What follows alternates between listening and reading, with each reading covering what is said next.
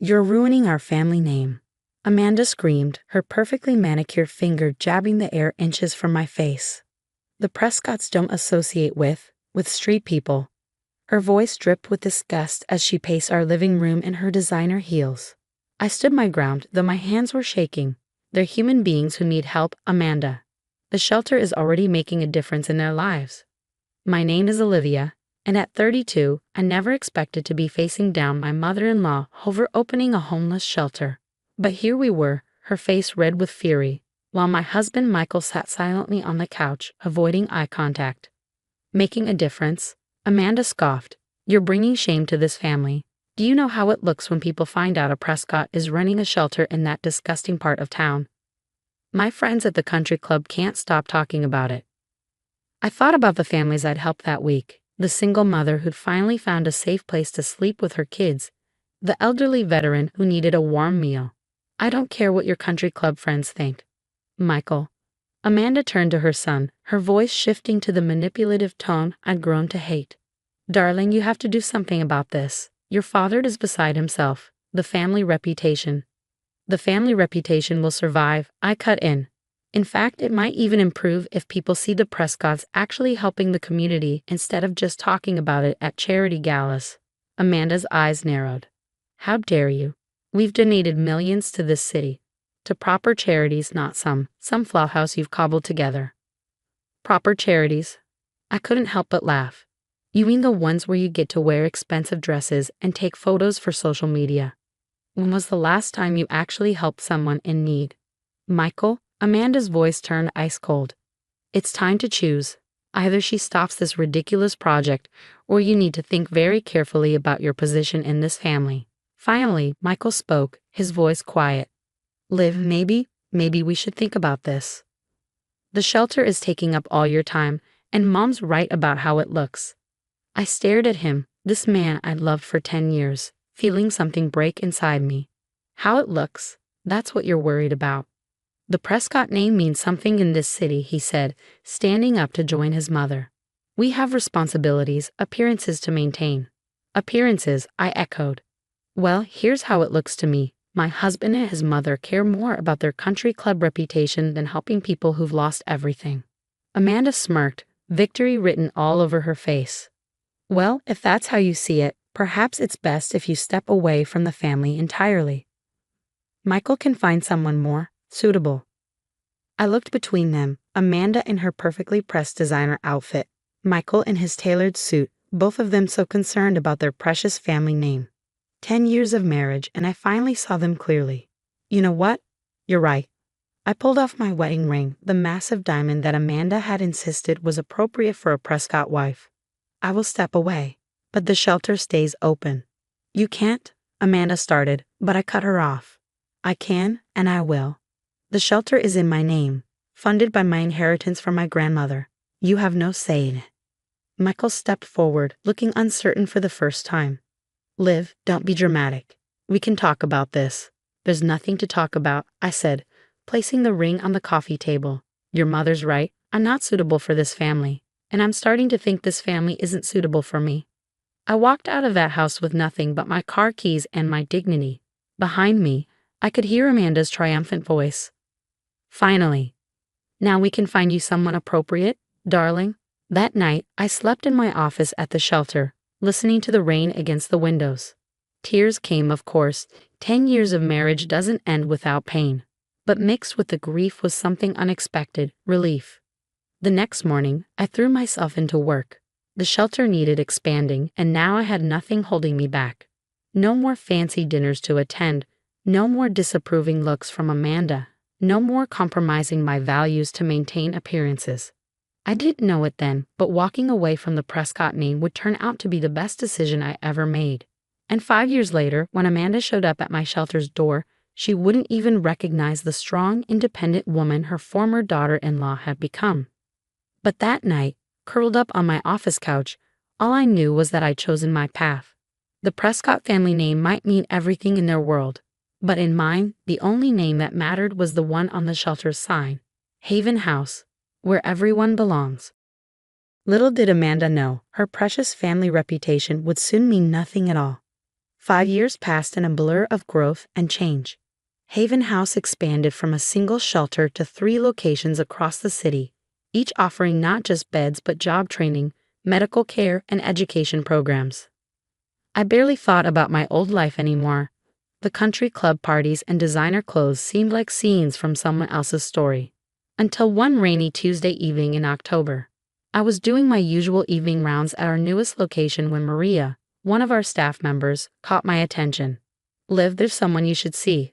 A woman's been sleeping in her car behind the building for 3 nights. She won't come in, says she's just resting." I grabbed an umbrella and headed out to the parking lot.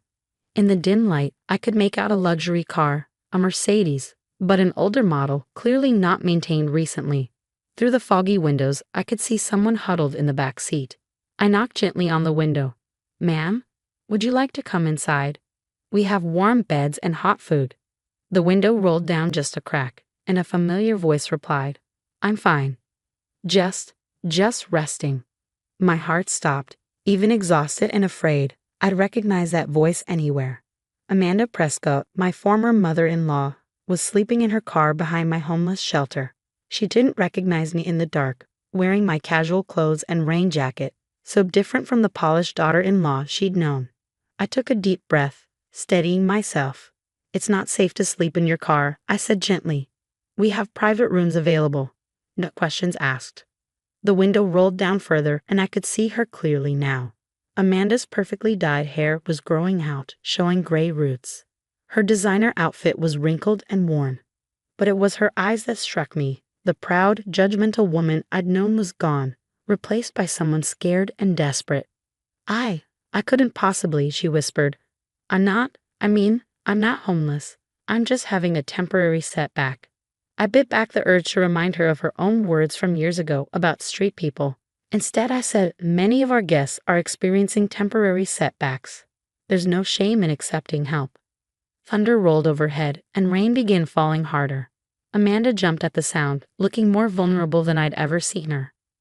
"Perhaps just for tonight," she conceded. I helped her gather her belongings, a single suitcase and a designer handbag that had seen better days. As we walked inside, I noticed her limping slightly in her expensive but impractical shoes. Maria met us at the door with warm towels and a sympathetic smile.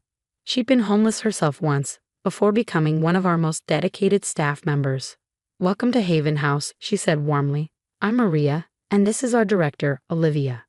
Amanda's head snapped up at my name, really looking at me for the first time. I saw the moment recognition hit her. Her eyes widened, and she swayed slightly on her feet. She whispered. "Let's get you settled first," I said firmly. "We can talk later." I led her to one of our private rooms, basic but clean and safe. Amanda stood in the doorway, clutching her handbag like a shield. "Why?" she asked, her voice barely audible. "Why would you help me after everything?" I thought about the cruel words she'd spoken years ago, about family names and reputations. I thought about Michael, who I'd heard had married someone more suitable barely 6 months after our divorce. "Because everyone deserves help," I said simply, "even people who once refused to give it to others." Tears filled her eyes, but she blinked them back. "Some habits die hard. I suppose Prescotts don't cry in public." "The family," she started, then stopped, swallowing hard. "Things change after the scandal. The investments, the properties, it's all gone. Michael moved to Europe with his new wife. I tried staying with friends, but you don't have to explain," I interrupted gently. "Get some rest. We'll talk more tomorrow." As I turned to leave, her voice stopped me. "Olivia, I was wrong. About everything. I see that now." I nodded, not trusting myself to speak. 5 years ago, I would have given anything to hear those words. Now, they were just sad. Back in my office, I looked up the scandal she'd mentioned. The headlines told the story. "Prescott Empire crumbles under federal investigation." The family's centuries-old wealth, it seemed, had been built on fraud and tax evasion. When it all came crashing down, the precious family name became worthless overnight. I thought about karma, about justice, about the strange ways life comes full circle. But mostly, I thought about the scared woman in room 114 who'd lost everything she once thought important and found herself seeking help from the very person she'd once despised. Tomorrow, I'd offer her the same things we offered all our guests: support, resources, a chance to rebuild. Not because she deserved it more than others, but because she deserved it just as much. After all, Heaven House was where everyone belongs, even former mothers-in-law who needed to learn that lesson the hard way. The next morning, I saw Amanda sitting alone in the dining room, looking into her coffee. She was trying to stay strong. Her hair was neatly combed, her clothes tidy, but she couldn't hide the sadness in her eyes. "Good morning," I said as I sat across from her. "Did you sleep okay?" She gave a short nod. The room was fine. Then she added quietly, "Thank you." "Do you want to talk about why you're here?" I asked gently. Amanda held her coffee cup tightly. "After the scandal, everything fell apart. Our bank accounts were frozen. The houses were taken. Michael," she paused, swallowing hard, "said he couldn't help. His new wife's lifestyle, you know." I felt a strange mix of emotions. Amanda Prescott, once proud and powerful, was now here, in a place she used to look down on. "What about your friends from the country club?" I asked. She gave a bitter smile. "They all disappeared. Said they were too busy or their guest rooms were being renovated." She gave a dry laugh. The same excuses I used to give others. I looked at her, remembering how she once judged people like me. Life has a way of teaching us empathy. "You must be enjoying this," she said softly. "I'm really not," I told her. "What I enjoy is helping people rebuild their lives. That's what we do here. And if you're ready, we can help you too." For the first time, she looked at me not as her former daughter-in-law, but as someone who might actually help. "I don't know how," she said. "I don't really have any skills. The only thing I was ever good at was being a Prescott." "Then it's time to learn who Amanda is without the Prescott name," I said, opening a folder. "We have training programs, classes about money, housing support. Where would you like to start?" Over the next few months, Amanda began to change. It wasn't easy. She struggled with computers, got frustrated during job training, and didn't like sharing a bathroom. But she didn't give up. The big change came during our holiday dinner program. Amanda, now working part-time as a receptionist, helped serve food. I watched her smile at people, talk with them, learn their names. "They're just people," she told me later, amazed. All this time I thought, but they're just people who need help. "That's what I tried to tell you 5 years ago," I said. She looked down. "I was so wrong, Olivia. About everything.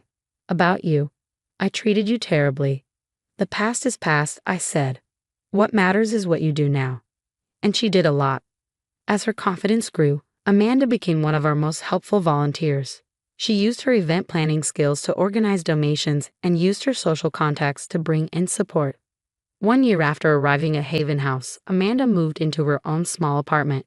It wasn't a mansion, but she looked truly happy there. On her last night at the shelter, she gave me an envelope. Inside was a letter to the board, praising Haven House. She signed it with her maiden name. "I'm not a Prescott anymore," she said. "I'm just Amanda Turner now, and I'm finally okay with that."